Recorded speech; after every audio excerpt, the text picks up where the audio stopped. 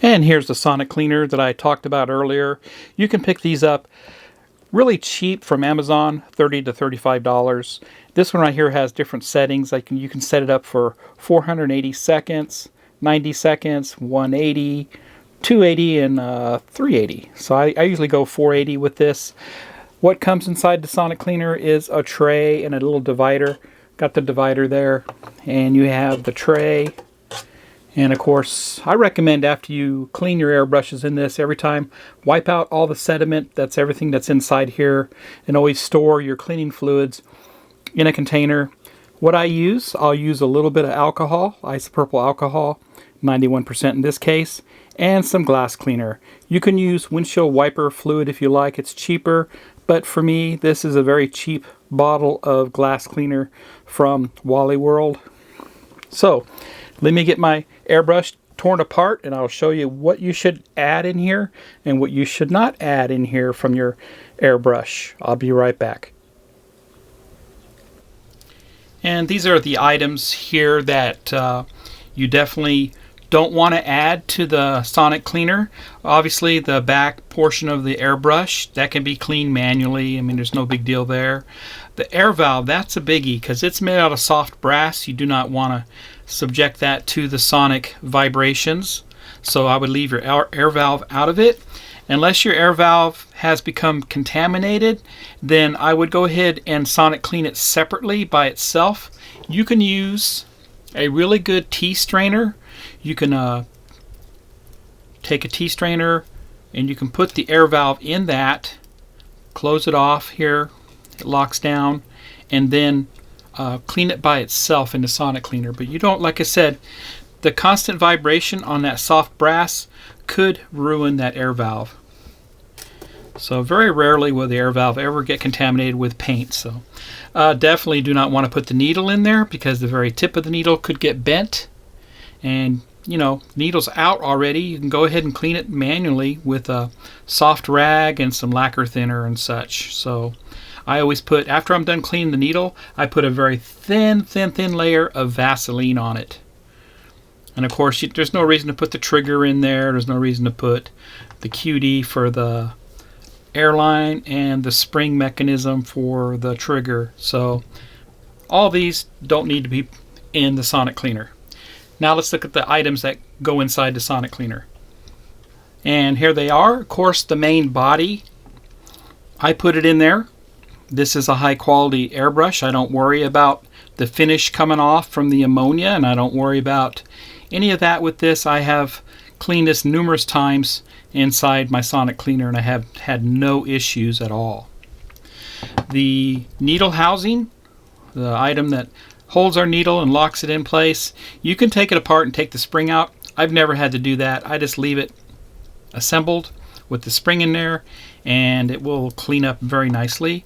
And of course, your nozzles and housings for the nozzles, they'll go inside also. Like I said, the small parts are going to go, especially the nozzle. If you have the tiny nozzle for the Sotar 2020, that will go in here too. Do that. And just put all the small pieces in here. Close it off. And that will go inside the sonic cleaner there. Okay. And I'm going to leave it open because I'm going to put another airbrush in here. So these will go inside the sonic cleaner also.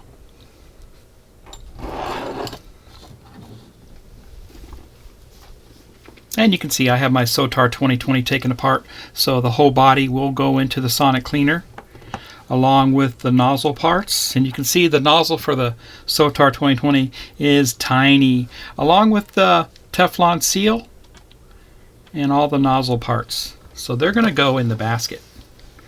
So I'm putting them in the basket with the other parts.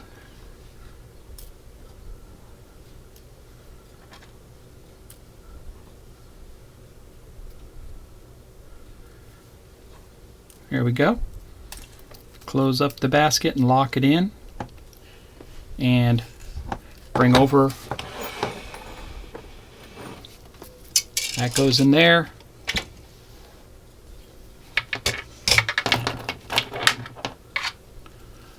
Both needle bodies and the main body, they're all going in there just like that. And I'm going to add 30 milliliters or 30 cc's of alcohol, isopropyl alcohol that is, and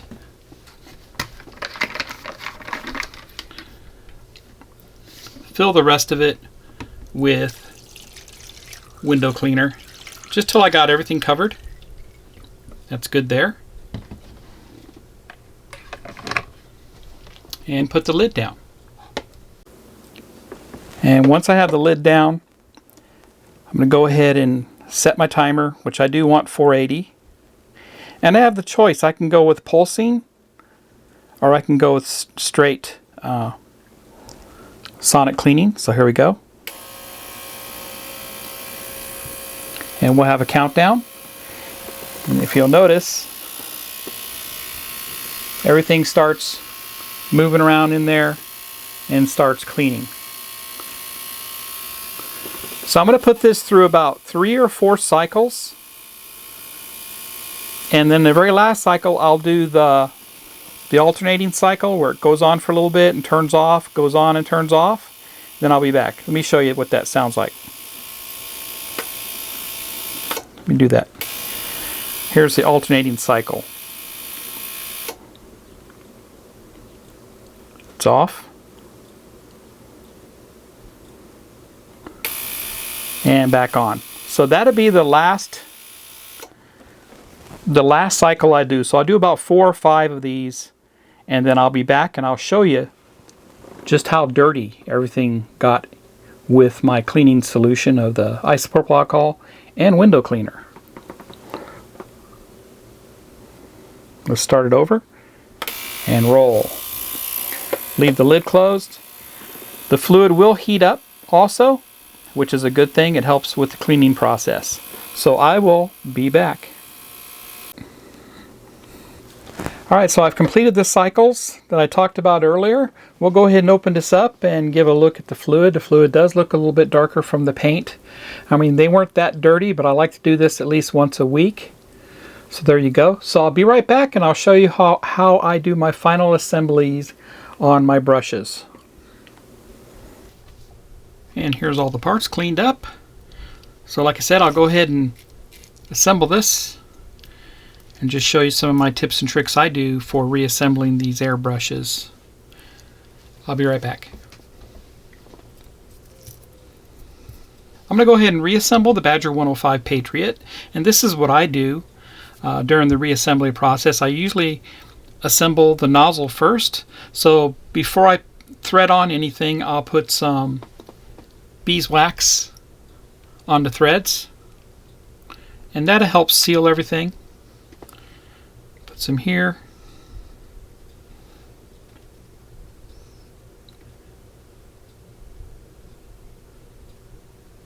Just a little bit.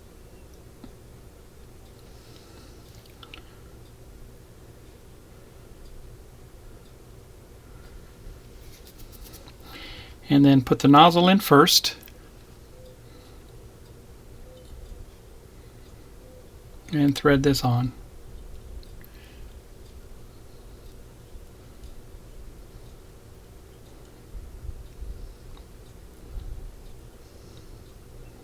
There we go. And then I'll take my pliers here, and this is a PH 200 plier. You can find that in my store. Just snug it a little bit. And once again, we do have some threads here.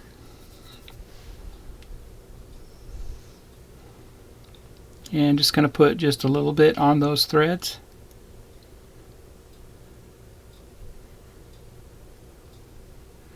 We don't want to put any in there where it gets into the holes. And screw that down. And that's good. That's ready to go there. Alright.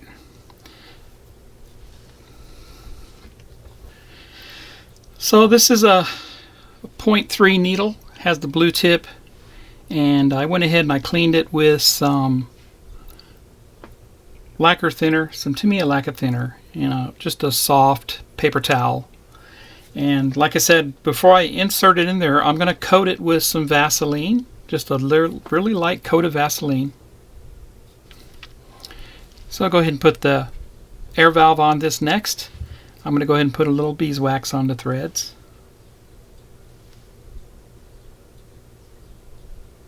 Not much.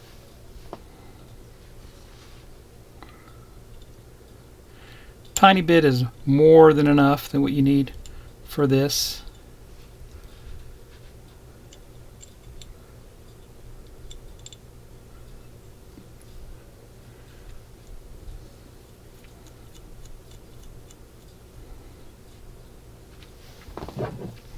Snug it down. That's good there. And next, put my trigger in and hold it in position. I'm going to hold it down on the valve, and I'm going to put my spring mechanism in next. Make sure that it's the collar half moon shape is facing the trigger.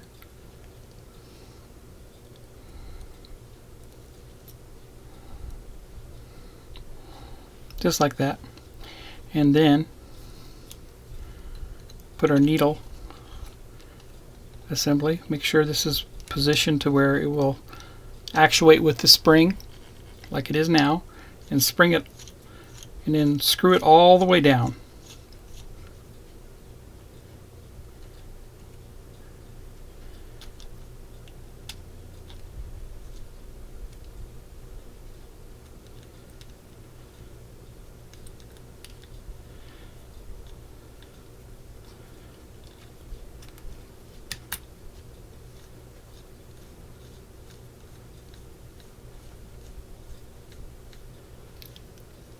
And there it goes. And there you go. Okay. Now it will pop out unless I put my needle in. So feed the needle in carefully.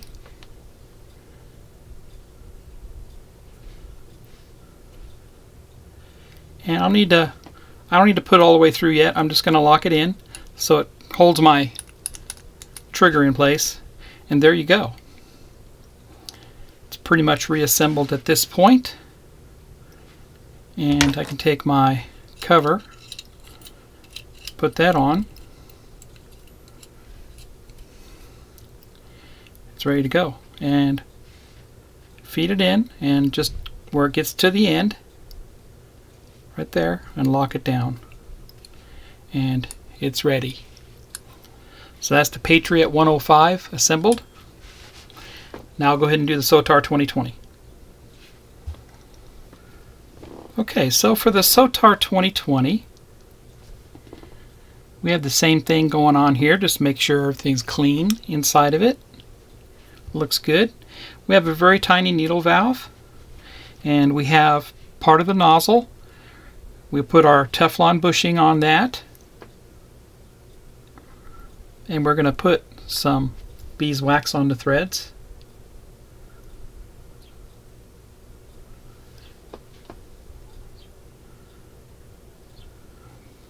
Just a little bit, and fade that on,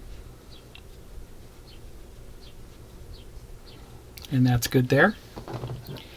Just going to tighten it down just a tiny bit. That's good.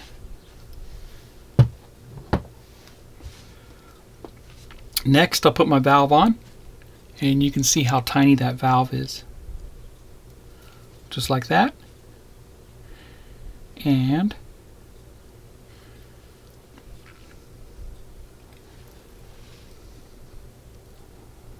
put just a little bit of beeswax on those threads. Just a tiny bit.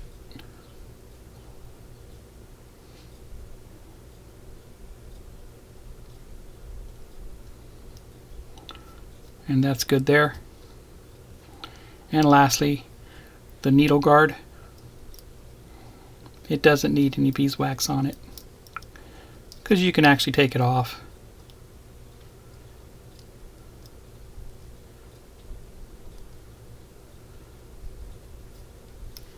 There we go. And that's all set there.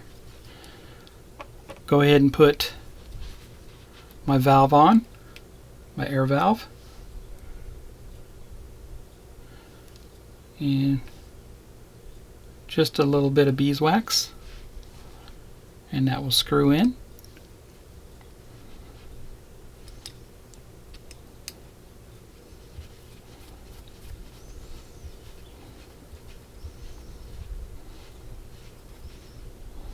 That's good there. Next, I'll put my trigger in. I'll put it on the valve and hold it down. And make sure my moon shape is facing the trigger with the spring.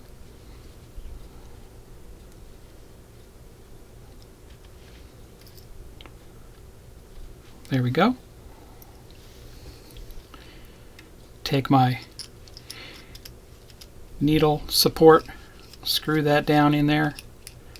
Make sure it's where the spring is on the back side. Screw it all the way down.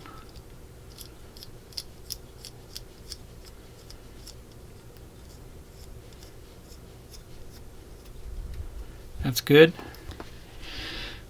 Next, with this one you have to put the back end on first. So we'll do that because the needle goes through it.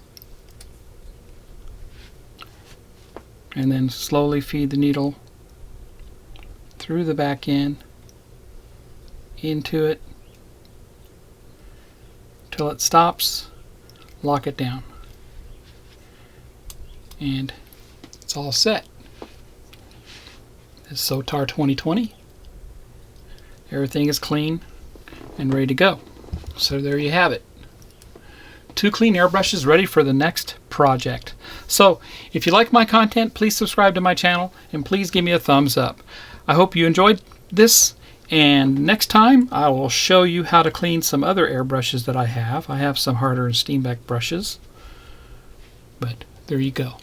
Happy modeling everybody, and take care.